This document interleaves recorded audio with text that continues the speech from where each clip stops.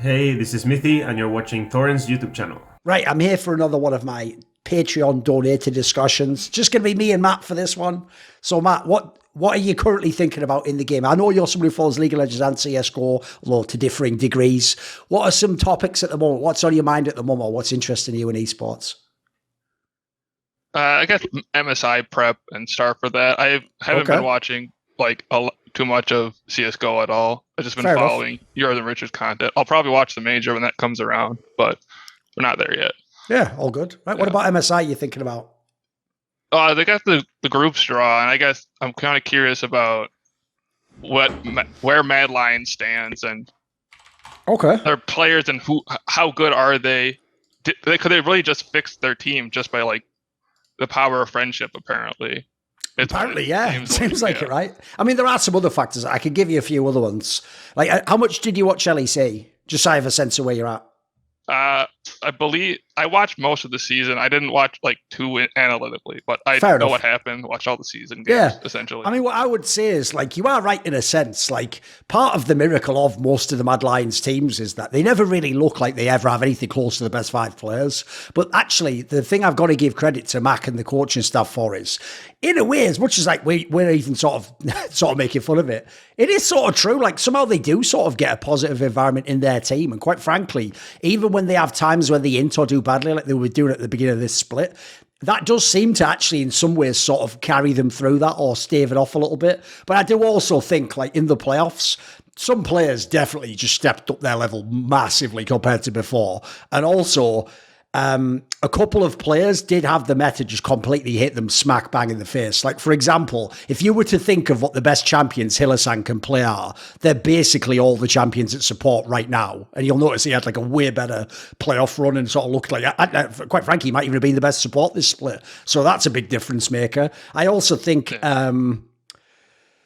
there's other weird elements. For example, Niski has always just been amazing at Gragas mid, and for some bizarre reason, other teams just kept letting it through. Because at the moment, if you watch that champion, it's there's not that many players who are really good on it. There's people like Caps is really good on it, but if you've seen some of the other games, some of the other mids are a bit whatever on it. So I think people just thought they could handle it, whereas actually Niski looks pretty cracked on that champion. It looks almost like an auto win. And then to me, their top laner, Chasey, I normally think of him as a bit of a coin flip because he is a guy who does try to carry. He clearly has that mentality, but as you can expect, that means sometimes you feed. I think he just hit a bit of a fucking heater in the playoffs. It just looked like he was on a bit of a streak. So I think some of it sort of analytically makes sense. I do also sort of agree, though. Part of it is wild because, it's not like they've changed any players. They can look really bad on this team and they can also look pretty good. So it's kind of a hard team. Actually, I think for me... in LEC, it's already tough enough to place them, but for MSI, I think it's really tricky because the other thing to add in as well is, obviously, even though in theory not all of these players were there, a lot of the Mad Lions teams, minus that one MSI they went to, have obviously failed internationally at Worlds and have bombed it. At the last one, obviously, they bombed it in the fucking plains. Now, true, that was only Niski and El Yoya, and then Kazi was with the one that failed way, way back when it was still humanoid. So, I guess that doesn't matter that much, but it does just make me a little bit nervous. I hope they'll sort of, not have any nerve issues at MSI, basically. Because remember, this one, you're almost certainly going to face a whole bunch of Asian teams at this one because it's double elim once you get to the bracket, isn't it?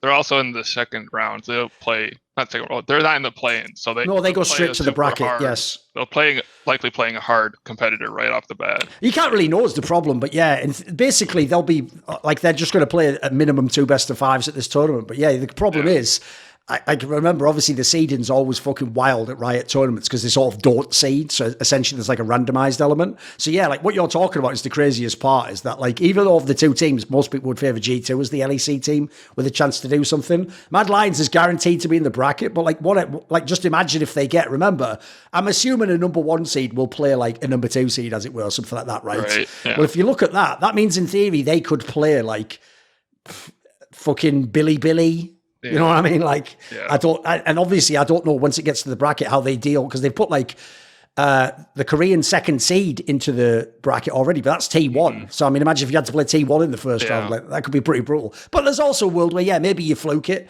maybe you get because obviously you have to look who's in the play-ins. GG, right? Yeah, maybe you could get. I think their question will go through, but if they get through, you can have them. Or then it's the wild cards. This GG or the wild card, right? That gets through. Because it's Billy. What do you mean wild card? Oh, right, it's the third team. You mean the third team? It's possible, yeah. Because remember, that's the dumbest thing about how Riot does it. As far as I know, they're going to do it the same way they do at Worlds. Essentially, Mad Lions and Gen.G and JDG, who in theory they're like the best teams in the world, will all be treated equally, and they'll just sort of like use like a random number generator to figure out who plays which number 2 seed. So the downside is Mad Lions could go from playing, as you say, like Golden Guardians, or they could play Team 1, which is like, that's so ridiculous a night and day, isn't it? Yeah, it's crazy. Yeah, I think, Do you actually like Mad Lions, by the way? Are you a fan of them? I was a fan of Elyoya when his rookie year, so I still like to watch him play. He's definitely a favorite man. He's a fucking stud, I think, mate. He's so good, isn't he? Yeah, and then watching Hylissang and Carzzy like go through the ups and downs, it's been pretty entertaining.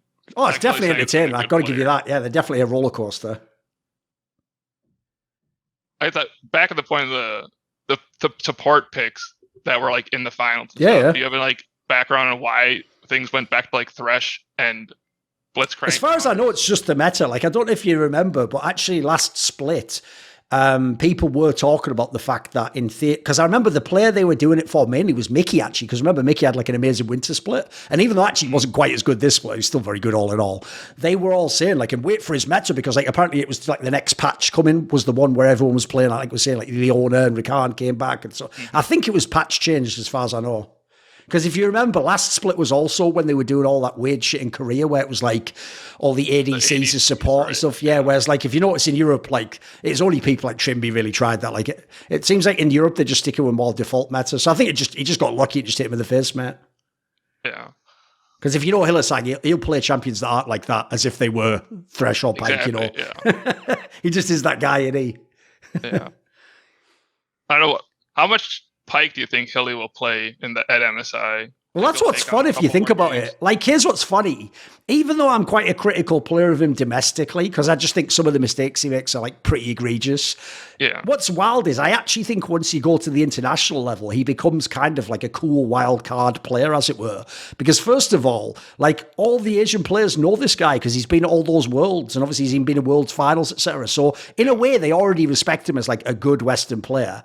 But also, like, if you think of the champions he's playing, the best way to play those champions is almost like, I'd use the analogy of if you play poker and you're really aggressive, in a way you can win twice if you're really aggressive, because you can win with your hand if they call you, or you can win by just aggressively like pushing them out of a pot or bluffing or something. He has that element to his game. So whereas a lot of the Western players obviously get a bit scared when they play like the top Asian players, I get the feeling Hylissang will just go for the same players, mate. So if he does play something like a Pike or something, right? If it's an Asian player who hasn't played Hylissang before, they might make the mistake people do in LEC of thinking like, well, Pike isn't even that good at the moment. And besides, I've played against lots of Pikes. And it's like, yeah, but you haven't played Hylissang Pike, mate. Like, I would hope he picks it, mate, because I think that's like, there's a real chance for him to do something magical in the game. I mean, if you remember a few years ago, he even had that mad game for Fnatic.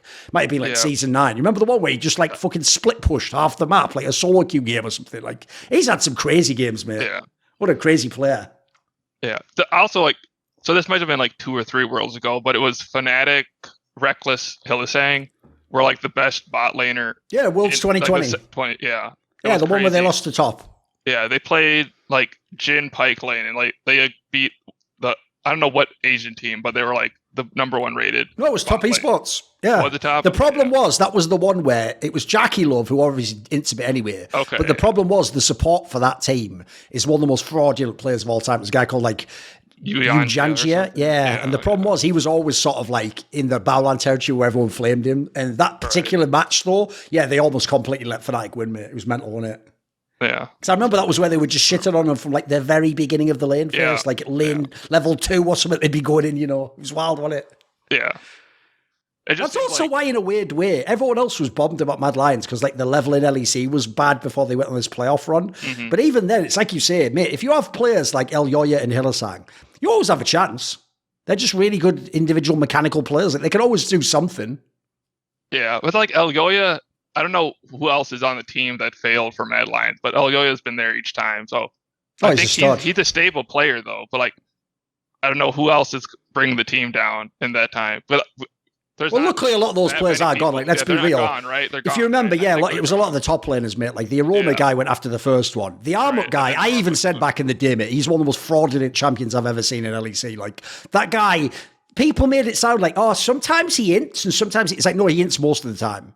And what's mad is, because he just had a really sort of cool personality, he just sort of got away with it for some reason, mate. It's so weird, because I thought that guy was a bit of a bomb. And if you saw him, by the way, he played for Dignitas in LCS, he was fucking bad that there, was mate. powerful, Yeah, he was bad. So hopefully this is the Mad Lions that doesn't choke. I feel like it's possible it could. The problem I have is this, it's a bit like last Worlds. Do you remember how last Worlds, where the only team that made playoffs was Rogue, and everyone was all bombed out? They were like, oh, what the hell? Like, it's all occasion. It's like, guys, it could have been worse. Remember, we send 4 LPL and 4 LCK teams now. Like, there's going to be a world in the future where you'll have worlds where, you know, even the best Western team just misses out by 1 game and it's just all Asian playoffs. Well, it's going to be similar here. People have to reset the filter, and remember, because we've got 2 teams from each region at this MSI and it's double a limb, realistically, it's pretty unlikely that like the Western team's going to get top 4. What you got to hope for instead and reset the filters is you're going to get more matches. So just hope for really good games. There's 2 things I hope for. I just hope teams like Mad Lions and G2 essentially just put them against like the Asian team that they have a chance against, as it were, you know. Like, it's not that they have to win, but as long as they have like a chance in the game, that'd be cool. So obviously most of them, probably Billy, you probably want to see them play with him, I guess. And then the other one is, I just hope in the lower bracket maybe that we just actually have Europe versus North America. Wouldn't that be baller? Like, who the fuck wouldn't love to see Cloud9 play G2 in a best of 5, mate? That'd be hype as fuck. Yeah, Cloud9, G2, or Cloud9, Mad Lions. It's probably going to happen. They'll both be great, right? Yeah. It'd be fun. For sure. Like, obviously the GGS one, look, no one's really super duper hyped for them, but whatever. They won the spot, fair play, you know? Mm-hmm. Yeah, I think it's crazy that Licorice was like even playing well enough to win the second place spot. He was so terrible in the beginning of the split and everything. And quite frankly, he did have some games in the playoffs where he sort of got it together, but quite frankly, mate, the dirty secret of that run is even in the context that they made the finals, he still had some games where he was a bit carried, mate. Like, for real, that team just is the mid in the fucking jungle, mate. River and Gory, who used to actually be on that PSG talent team. Like, those guys are good players. Like, I mean, Dom always say this, but I even thought the River guy, when he was on Dignitas, like the previous year, looked like he had potential. Just the team wasn't very good, you know. And the Gory guy actually just seems like a good mid laner, mate. Seems like a talented player. Yeah. Like, whoever put that team together, I assume it's my mate in Aero. He did a great fucking job, mate. Yeah, he killed it. Yeah. But yeah, River was talked about by Dom quite a bit when he was on Dignitas as well. So like, it's because the eye test just really checks out on him. It just seemed like, you know, he had good decision making, seemed like he knew what he was doing, understood the matchups. That's actually the area, by the way, you notice where no one ever gives Dom credit. Obviously, his whole specialty was being a pro jungler. Mate, I actually think his eye for junglers is extremely good. It's really undervalued, mate. Like, you watch my content, he was easily the first person, even when Koi was having all that success as Rogue, to point out all the flaws of Malrang. He pretty much nailed it like a few weeks in, mate, and he's been right. And obviously at that point, that's pretty ballsy, because normally it's all right if someone's playing bad and you critique them. If you can point out what's weak about them when they're at their peak, that's hard, mate. That means you've got a really good eye test.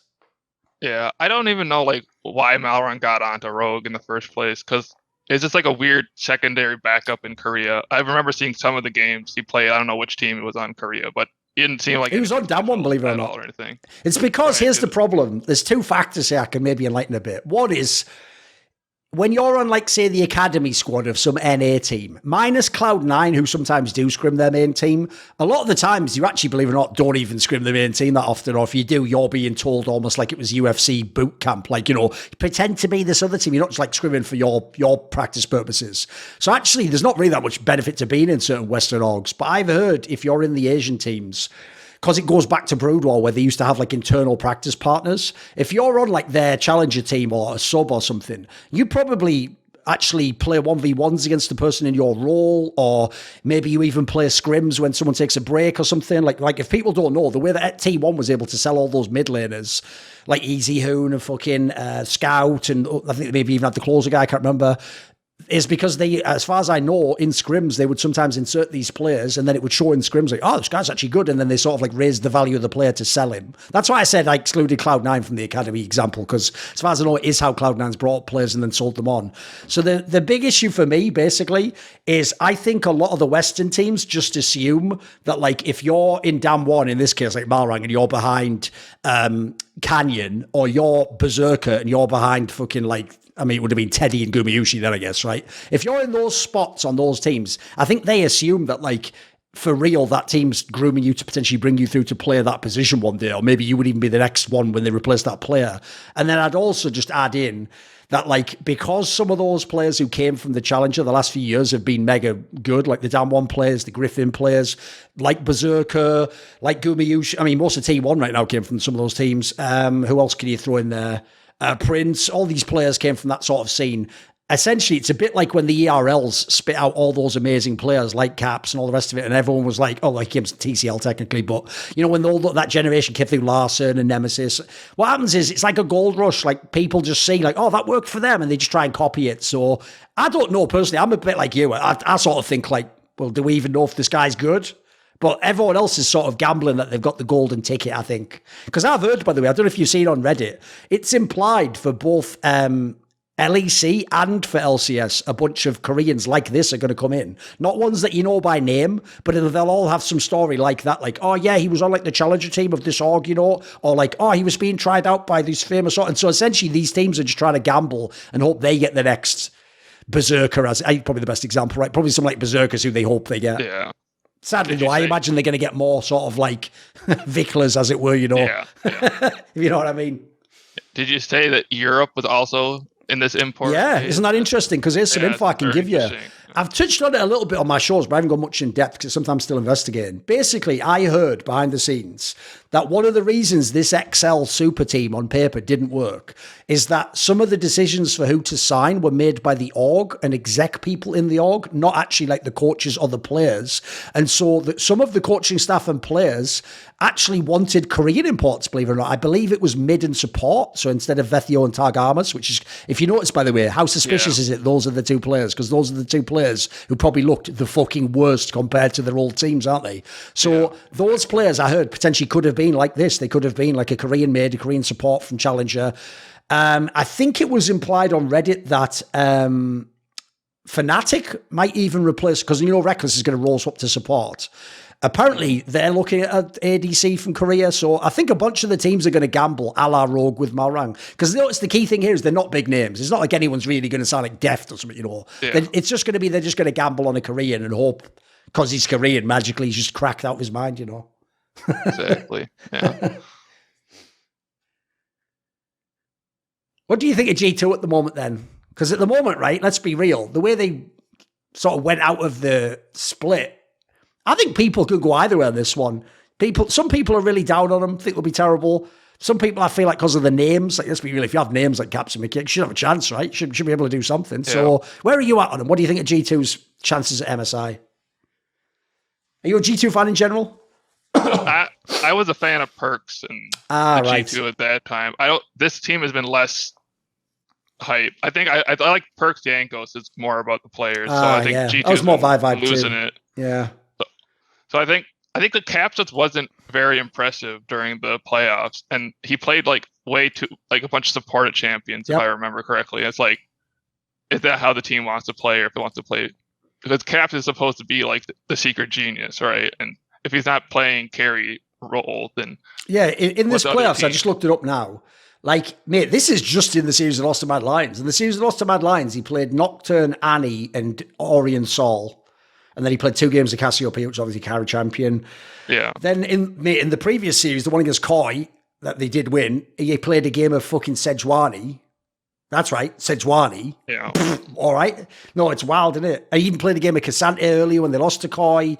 It is wild. Because what I find so bizarre about that, mate, is like, I understand the idea that you want to let your coach, you know, draft the comp and let him come up with the stuff. But like, bro, your Caps.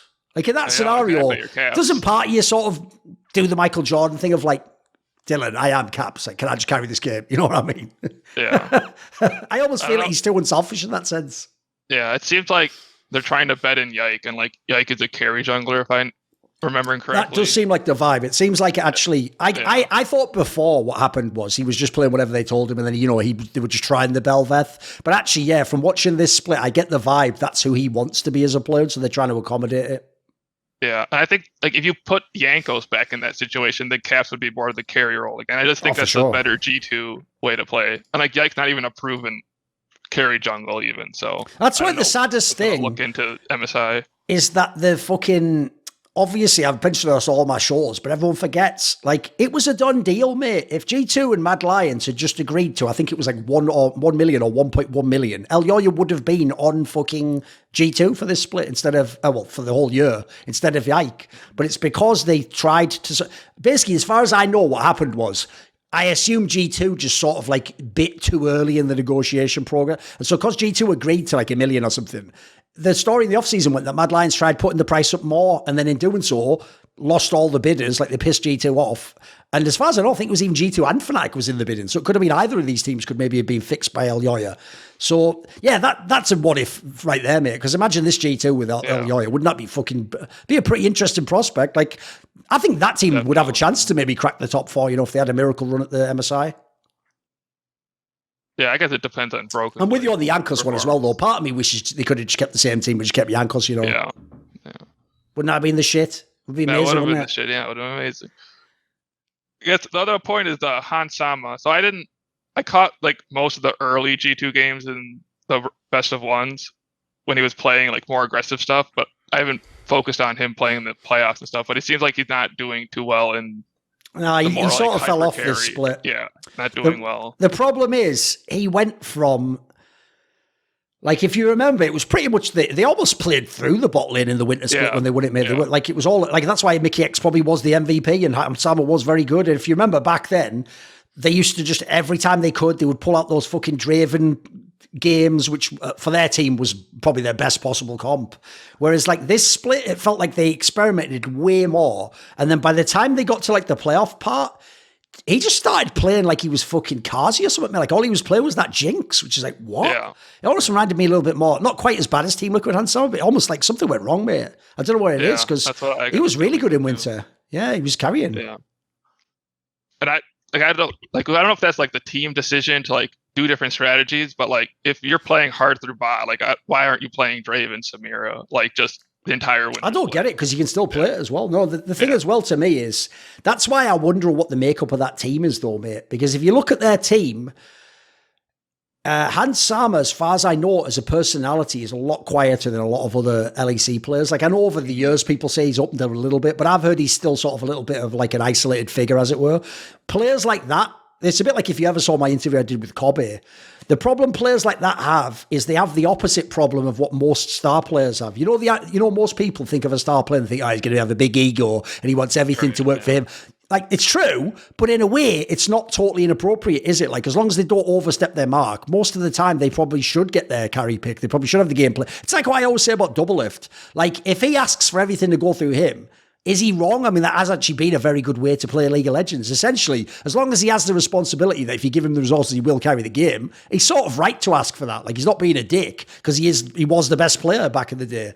So my problem is, I wonder if someone like Hans Sama, I also think Caps does it as well. I think sometimes they're too good as teammates. They're sort of too unselfish. And I actually think in the long run, look, it's good for the team identity, but I think it does win you less games. Like, sometimes I do just want you to just be a bit arrogant and say, basically, give me this pick and I'll carry the game. Yeah, I want to see that more at Hans Sama. And also, like, when you're saying, like, it's a quieter personality, I thought that's also Mickey X, too. So, like, you're that's true. On the bottom side.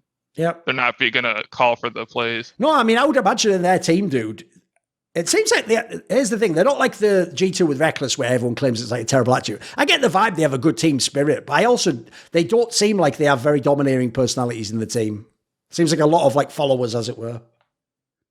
Which is interesting, certainly. I also think that's the other part people are missing and why actually there's a world where maybe G2 don't do that great at this tournament. They're also missing that Jankos, if you ever heard the voice comms last year, dude, he basically was the leader. Like, if you heard it, he commed a lot and his comms seemed very good as well. Like, if people don't know, that's something I've been told, especially from people in his past teams, that he has some of the best comms of any jungler. Like, it's not like he's just talking for the sake of talking, like he's updating you, he's giving the right info. I've heard he's really good at that. So I wonder if they'll miss that internationally because The Yike guy, remember, he's still a rookie in the colloquial sense. It's his first season in LEC. Like, it's pretty scary to go up against some of the names he's going to be playing against, mate. Yeah. It's also what you see in Heretics. It's like, there's no way anyone can do that without good communication. Oh, for sure. Yeah. I mean, there's another thing. I wonder what would happen in Heretics if you just put in an average jungler. Just take like an average LEC jungler, put him in that spot. I mean, I feel like the team would like just win 0 games, mate. It almost feels like that at this point in time, doesn't it? Yeah. Right, what other angles are you into? Let's see. Just train of thought. I had something in mind. Is there any Asian team you're interested in or something like that, maybe? Or I was still trying to stay on EU. Okay. MSI. Trying to remember. Shoot. About G2 Mad Lions or some of the other teams in LEC? Yeah. Let's see. Just try and recreate where you were. Yeah, you brought up Shio, but that was like another linked part for a random jungler. But that was a different. Oh, if we put him on Heretics instead, you mean? Yeah, or something. And then trying to figure out what I linked through that. But I guess we could just talk BDS to see if I remember it. Yeah, I think BDS might be on it. So BDS, like I followed Crowny for a while. Like sure. I really liked Crowny when he came into the LEC, like his rookie year. I think he's doing a good job of like the whole BDS situation where he and X-Mandy wasn't allowed to swap. And I don't like Crowny got his, like he's in BDS. If BDS stays the #1 team, like that doesn't seem likely. But like, do you think Crowny's like a top prospect for the G2 or like Mad Lions G2, like the top teams? I don't know if Fnatic's I mean, that's actually what would be interesting to me is because if you think about it, especially the Fnatic angle, dude, right? 1, they're about to lose Reckless as an ADC. And then 2, remember at the end of this year, assuming they want to sign people, like Fnatic's not G2 in the sense that in theory, I don't know that they'll spend as much money, but like to players, I think if you have the right names there, you can still make it an attractive place. Like I essentially, if Fnatic does their job, I still think in the offseason you could make Fnatic seem more appealing than BDS, even if BDS was better in LEC this year, if you know what I mean. Like at the end of the day, there are a lot of people who still in their brain want to one day be G2 so-and-so or Fnatic so-and-so. It is a team with a lot of history. It's like Manchester United or the Lakers or whatever. It doesn't matter how good you are now. Like it's still a team everyone knows sooner or later they're going to be good, aren't they? That's the vibe around them. So I feel like if you do it right, there's a world you could get someone like Crowny. Especially because, like I'll guarantee you, Crownshot respects people who even I don't at the moment, like Humanoid, for example. I bet he thinks he's really good. I bet he would want to play with him again, you know. So, I don't know what I said again there, but I bet he would want to play with him. That wouldn't surprise me. Maybe even thinks the same about Razor. I guess the real thing for me is more like what Fnatic does. Because if I was basically any org except the G2s of the world, and Vitality, I would be building for the rest of this year, exactly like you're saying, to go for crown shot. I would make it like LeBron style, where I just try and figure out like what team would he want to join and what sort of players do I need to get? Like what offer do I need to give him? Because I actually think he is way overqualified to be on BDS. And here's the reason why I don't really believe in BDS like long term as a team. If you just take Crowley off and put anyone else on, I think they'd be a way worse team, mate. He looks really good on that squad. Like yeah, almost every game he carries, it feels like. Yeah, it's his style to like play the hyper carries, and I love it though. That's why I like his ADC. It's what I love, mate. Because here's the reason why I also like it. This team proves it. It makes the game very streamlined as to how you play around someone like that. You know, like it puts everyone else in sort of an actual position where they know exactly what they're supposed to do at most times of the game.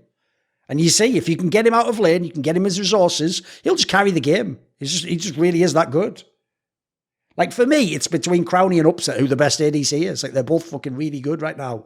Whereas if you think about it, in those past teams, it was more like, yeah, Crowny's, like, pretty good on this, like, not that good team, and they maybe can make the playoffs. Like, now he actually just is, like, straight up just one of the best players. He's just really good. Like, respect. I think Crowny had, like, the shadow from his rookie season. Oh, he was haunted by all that shit. Mistakes, yeah. Like, getting caught out, like the classic Sven thing. Here's the joke, mate. This just shows you how narratives work. Like you say, especially because if you remember, the three players from the old Mad Lions that came to the LEC was Nemesis the mid laner, Southmade the jungler, and Crownshot the ADC, right? And people forget, of the three, Crownshot was probably the least famous and the least like sought after, right? Well, not only is he now of the three easily the best, I mean, the joke is the other two aren't even bloody in LEC, but here's how narratives work though. Because Nemesis stupidly has almost a better rep than him, because what people think of is shit like, yeah, but remember at the beginning when he was good in like season 9 and like, oh, he's good in solo queue. But it's like, if you remember how Nemesis went out of LEC, it was pretty fucking lackluster. Like, those Fnatic lineups look crap. It looked like the end of Fnatic. Whereas, like, as you say, Crownie wasn't even ever bad, by the way. But maybe he was, like, all right the first year, for example. And then after that, it was more like he was good, but you had to know the context of why his team was flawed, you know?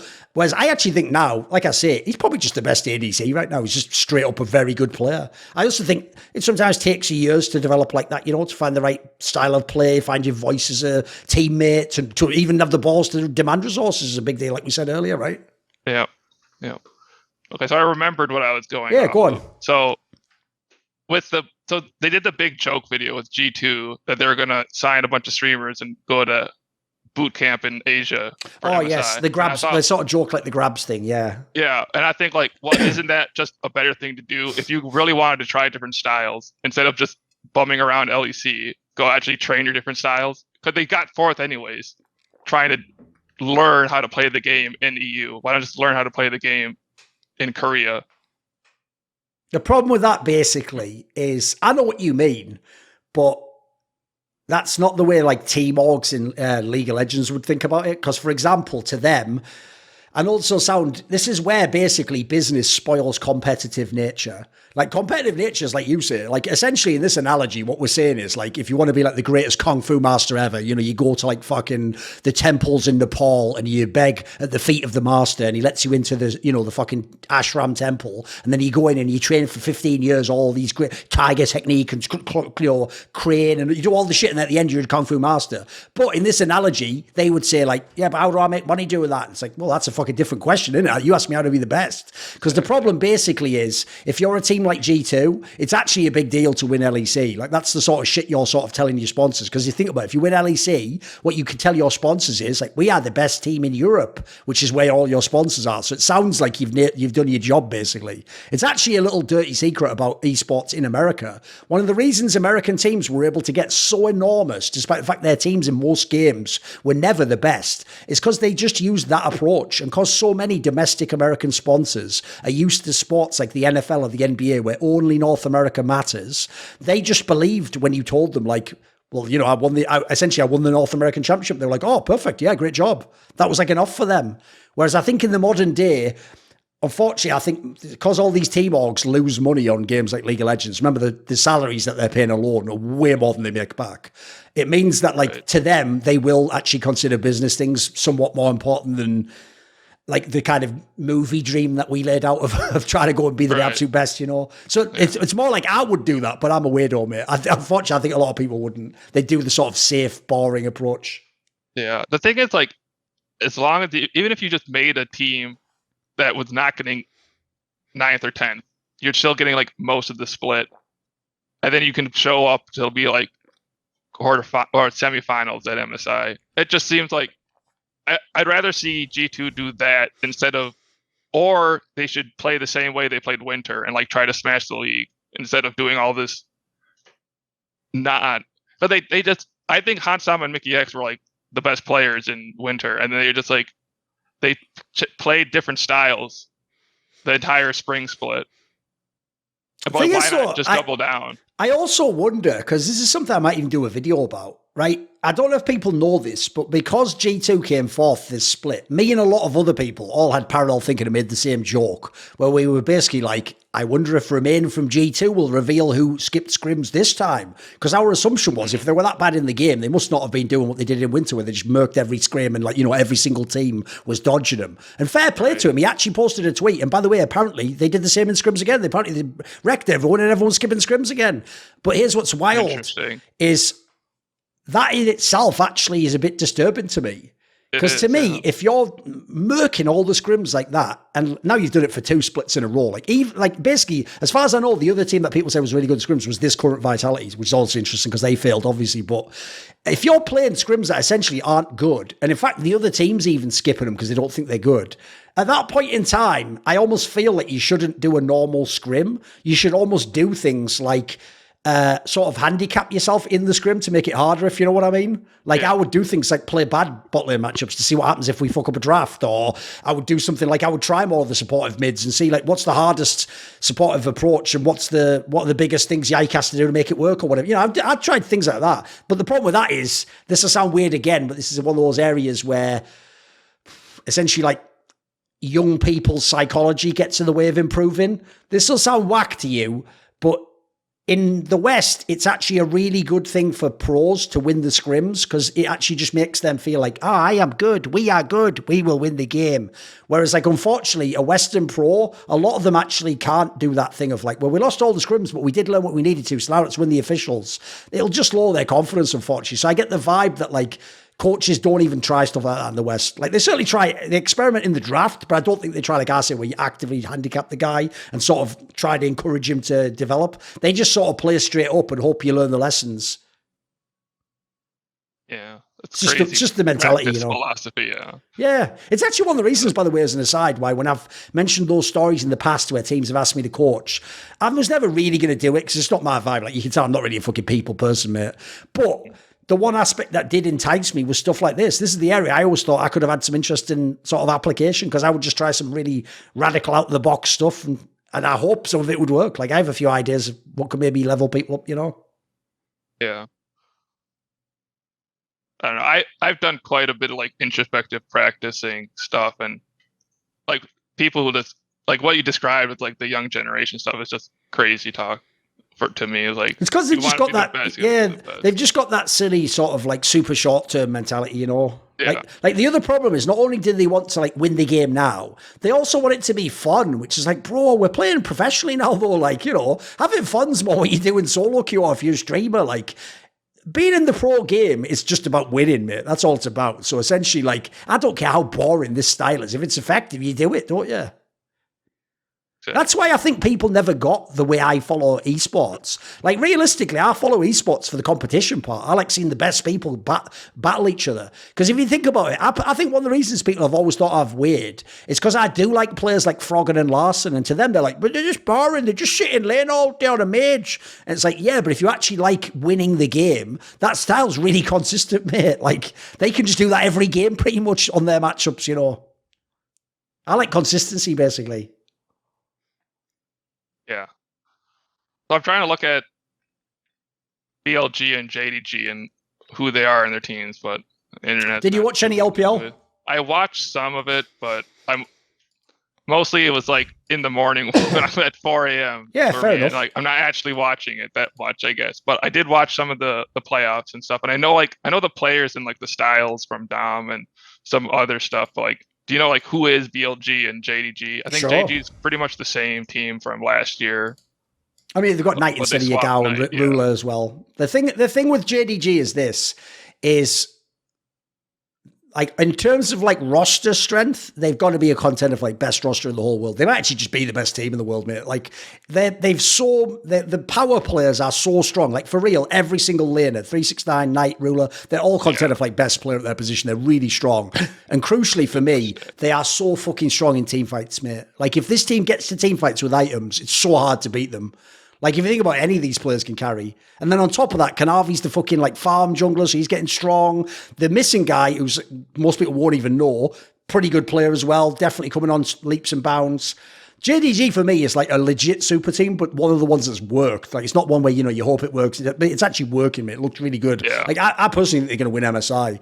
BLG was a shock for me. I didn't expect them to even make it vaguely as far. But fair play. Again, some of their players, it's just the name value isn't as big. Like, that Elk guy actually had a bunch of games he was pretty good in the playoffs. People know Bin because obviously he won last year's MSI, but actually he's one of those players that just goes really up and down in LPL. He just has some very good carry games. So, like, I certainly, if people think, I hope as a Western team we play BLG, it's like, mate, Bin could still fuck up any of these Western, like Fudge and Broken Blade and Licorice can get it from this guy. I'm telling you right now, like, he's really strong when he has his right matchups.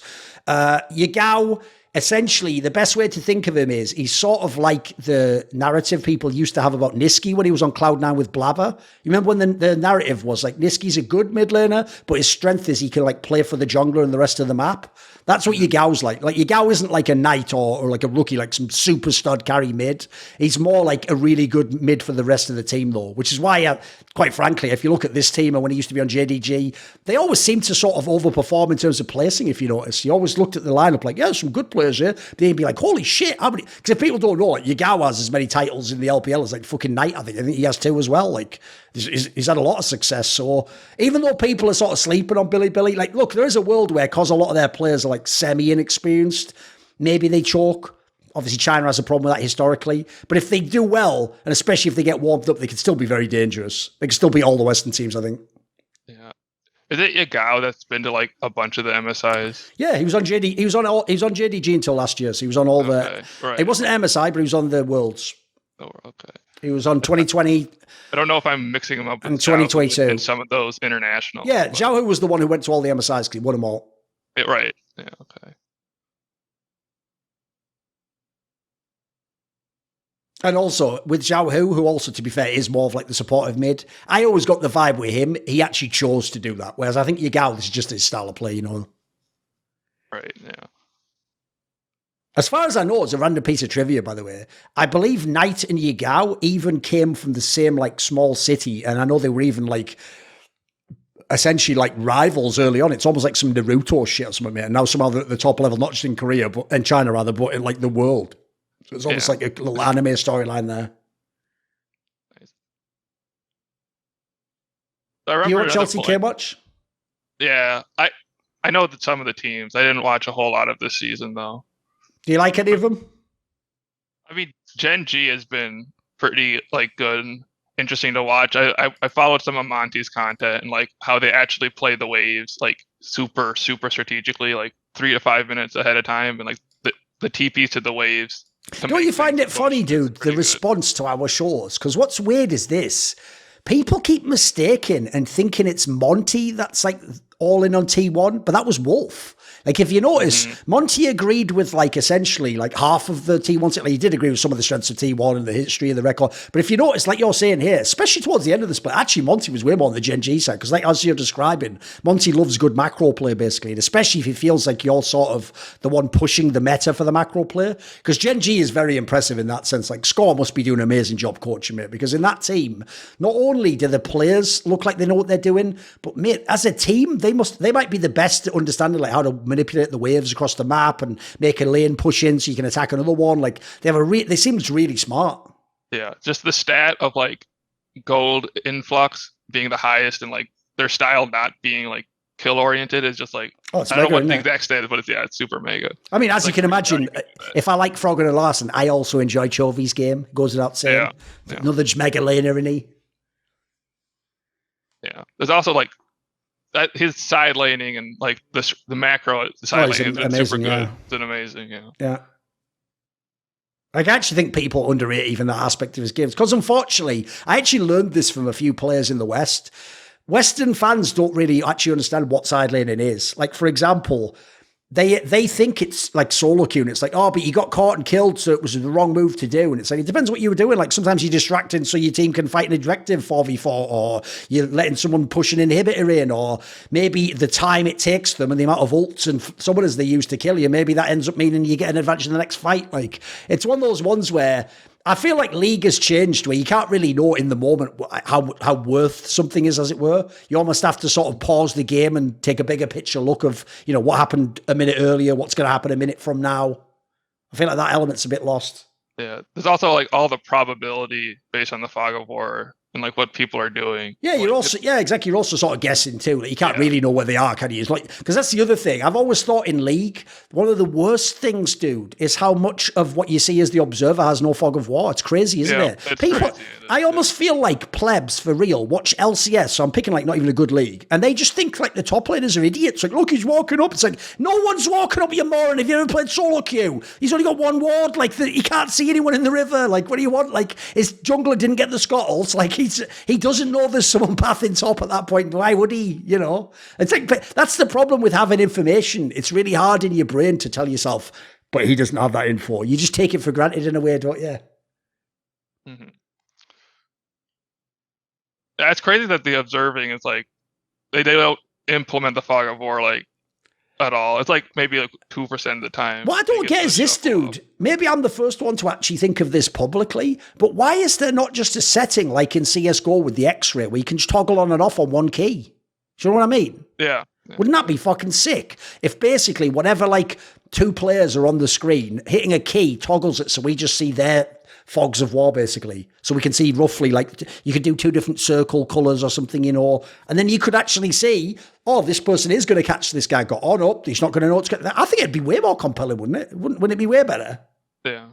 Because that's one of the reasons, by the way, that the ProView thing that I have like shares in, that's one of the reasons I thought that was going to revolutionize the world, mate. I remember thinking this is going to be the shit when everyone actually sees how good these players are, not just where they're clicking, but where like how someone play. Like if you know how some of these fucking ADCs and top laners play out their lane so they just never get ganked. Some of them are amazing, mate. They can get all the farm and still never get ganked. Like some of them really, like you can tell they're common well, they're really smart, understanding the matchup. Like, but you don't get that if the fog of war's just permanently off. Like anyone thinks they know what they're doing at that point.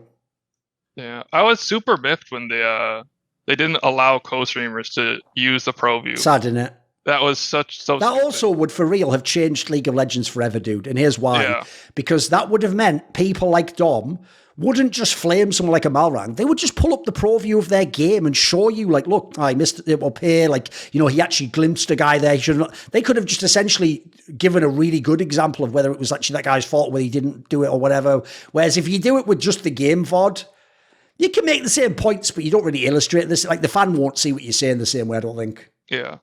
It's just crazy because like apparently the thing was like, oh, it won't sell as much or something. Or like it's a burden to the people who want to use it if it's some bullshit like that. For free. Yeah. So whereas like I'm pretty sure the market is the other way. If you implement it in the co-stream, then you could take your poor ProView and go see what they just did. Oh, by the way, this is how bad Riot is for having stupid ideas about making money. Remember, if you're talking about actual content creators, you could even technically charge specifically to use like that, essentially give like a little broadcast license. And you could charge whatever you want for that, mate. Like, if you want to make it reasonable and let small content creators do it, you could just do $10 a month just for that as an extra fee and people would pay it. I mean, spoiler, if you're doing it in any way professionally, you can almost certainly claim that back on your taxes and expense and you basically don't pay anything. And then secondly, if you're a big streamer like Dom, mate, you might even pay like $1,000 a year if it was gave you the right to use this and create all this extra content because you'd make way more back off the content, you know? Sadly, exactly. Another one of those classic things though where Riot Games aren't really doing things to try and make the most money. They just sort of have these weird ideas about wanting to control the game or what we think or something mad. Yeah. I don't know why. I don't know why they're like Big Brother. Can't just make bloody video games, but whatever. Yeah. To be fair, I say that. I mean, Nintendo's one of the best video game companies of all time and they seem like absolute dickheads when it comes to esports, you know, so I guess everyone wants control in a way. Yeah. I don't know what's wrong with Nintendo. I used to follow Smash like Melee a while ago, but it just went downhill. A lot of different stuff. It's also because one thing I can tell you is, obviously they're Japanese, but from the limited things I know that do connect between like Japanese and Korean and Chinese culture through Confucianism, the problem is, remember, they're used to like very strict top-down age and male-based hierarchies. So as a result, essentially, I'll frame it like this. When you say to them, like, what the fuck? Nintendo are arseholes. They won't let us in America just host a tournament that has nothing to do with them. To them, what they hear there is like, some American guy thinks he should be able to use your game that you own for whatever he wants to do and you haven't been informed. So to them, it's like, you're the arsehole, if you know what I mean. Yeah. Which is, I mean, it just depends what cultural lens you have on, doesn't it? Yeah. Because think about it, what we're really saying in the West about things like ProView, it's almost like a free market argument, isn't it? It's just sort of saying, like, just give us the tools and let people create what they can create. You know, wouldn't that be cool, Riot? Exactly, yeah. But that is sort free of like, it is a bit of a fucking utopian idea, to be fair. Yeah. Kind of hard to get Riot to free market any of their products. That's for sure. Definitely not them. I mean, it seems like they have the opposite mentality, don't they? Like, think about it, they've shut down every bloody third-party thing that anyone ever made for the thing, seems like, right? Yeah. 100%. I mean, if people know the old law, back in the day, especially, like, I remember, I think this is like 2014 or 2015. Do you remember there was a guy who just made his own fucking Riot client, mate? Yeah, and his was like better. Story. It was like had none of the bugs and shit, didn't it? Yeah. So like, except if people remember the story, I'm certain this is the story, dude. I think they did something mental, like hire him and then just tell him like, yes, let's cancel that project. That was like the whole, and I think he just worked there for like a year or two and then fucked off. And I believe he even actually afterwards even went on Reddit and sort of like, he didn't diss them, but I think he told like some of the embarrassing shit behind the scenes where like, it's a bit of the reason why people know all those memes of like, oh, it's all spaghetti code or whatever, or, you know, whoever coded it was gone 10 years ago, so you can't ask them and you have to just work on their shit without knowing what you're doing. Like, I think a lot of the details came from that guy because it sounds like a total clown show over there in terms of making the game. Yeah.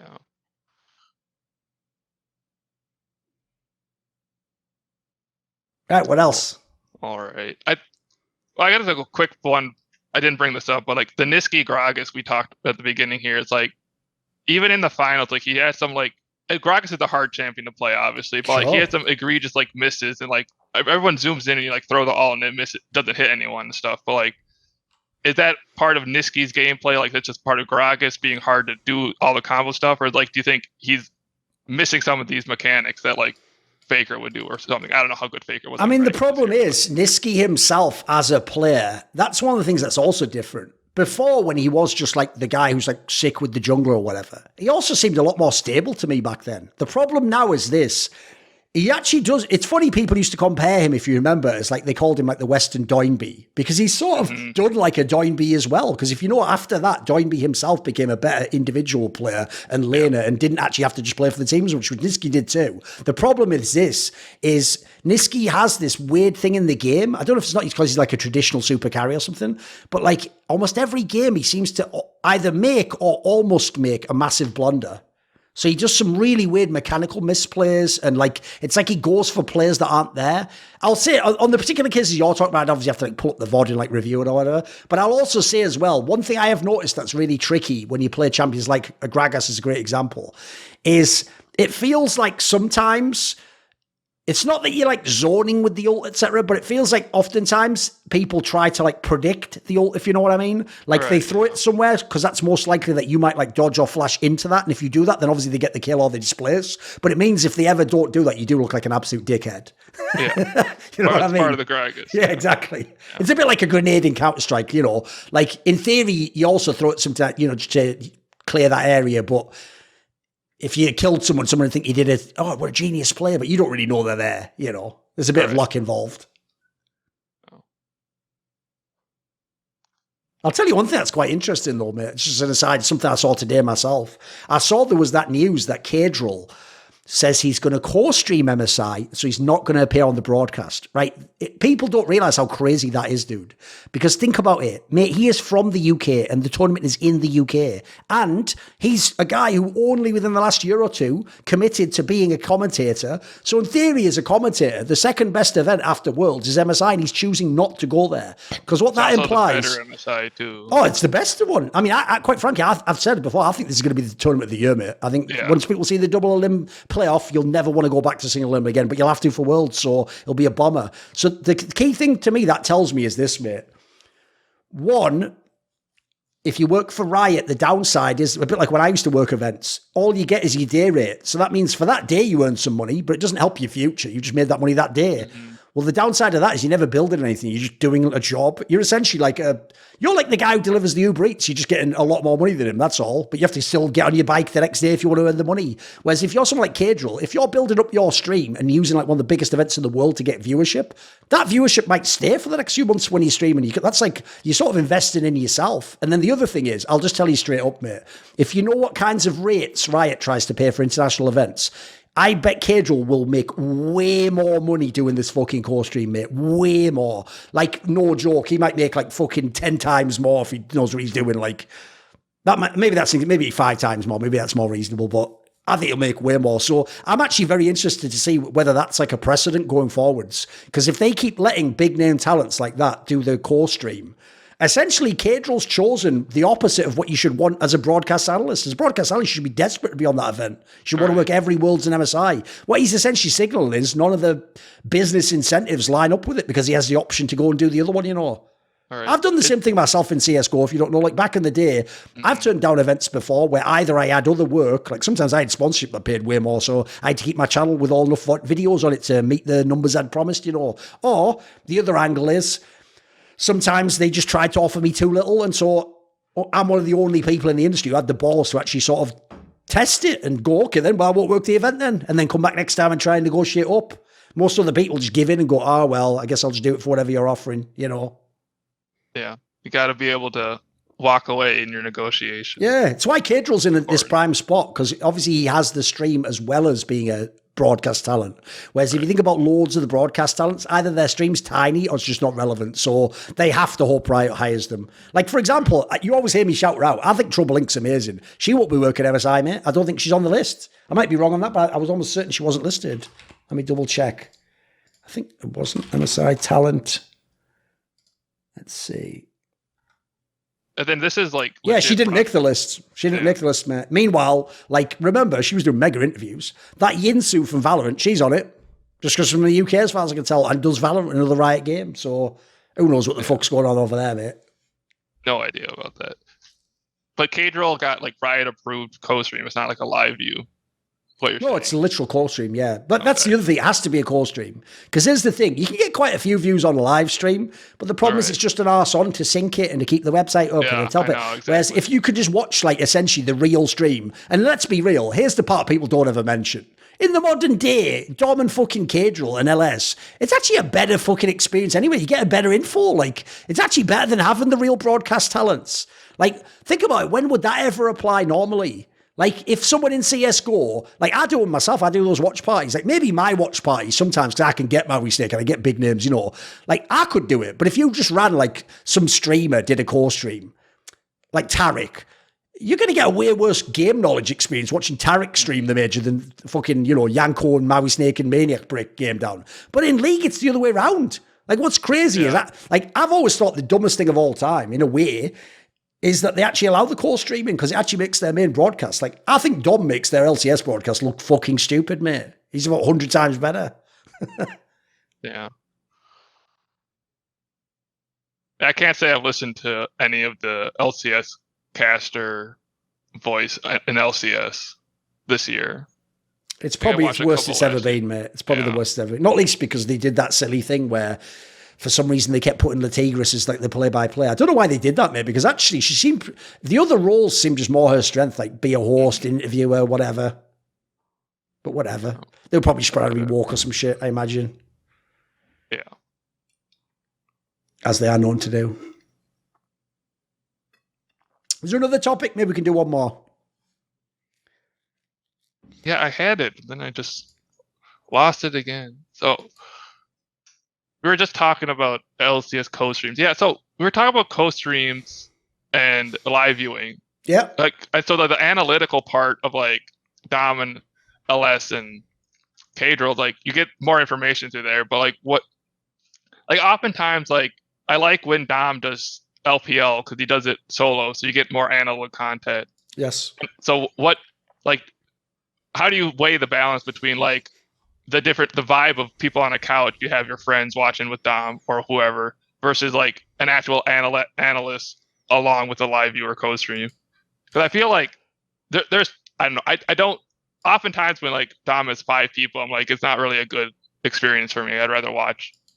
That's why I personally actually prefer LS of the two, because I think Dom, because he does so many hours, it gets like it's pretty hard to carry a broadcast on your own. So what happens is obviously any player he can get to jump in, especially the ones in his friend group, he wants them on. But the downside is they watch it more like a watch party, if you've noticed. Yeah. Whereas what I actually wish they would do, because if people don't know, LS is on his own a lot of the time, so I just love hearing him just break it down like you say, because he just goes pure analysis. Yeah. What I wish he would do instead, Dom, is this. I wish he would do it so it's like you do the fun ones like that for all the games you don't give a shit about, or like just make up time, but then you pick out like marquee matchups, the really big ones, and then you treat it like you were almost the official broadcaster at that point in time, you know. Like at that point, I would say you also limit the size, like you're saying. Once you have have more than 3. I think it's too many. I would do a TriCast, and I would do it more like, look, you don't have to have the play-by-play element. Obviously, that's more for the broadcast. But I would just do it like, Dom, another analyst that likes to talk, and then I would make the third like another player where it's like they don't talk too much. They just like every now and then they insert an interesting thought, I think that would be the way to do it. Because I actually think at the moment, the core streams, like I say, the core stream is almost too much like a watch party, and then the broadcast is too much like traditional sports. Whereas I want the in-between. Essentially what I want is something that years ago I came up with in Counter-Strike, which is I just want an expert stream. Yeah. So in Counter-Strike, what I used to do back in the day was I wanted it to be like me and Lurpus, but no commentator. We just watch the game, but it's just 2 colour commentators basically just breaking the game down over and over. And the point is, for that stream, you don't need the play-by-play. You can only see with your eyes and you know the game. That's why you're watching the expert stream. But it allows us to do things you can't do on a normal broadcast. Like in CSGO, for example, it means like Lurpus could just be updating you on the money all the time and where they're going to be at on that and what the next buy is going to be. It just allows you to do so much. You got so much more space to talk because no play-by-play, Yeah, do you think it's, I don't know, this is like random marketing question, but do you think if you like LS or Dom would like implement like brand as like an expert cast and like put it in one of the games in the finals, like that would be a good way to implement that idea? You mean on their own streams? Yeah, so if you pick that, like a schedule or you send out whatever social media stuff that like you're going to do an expert I think it'd be great at one point. And you market it as what you just said.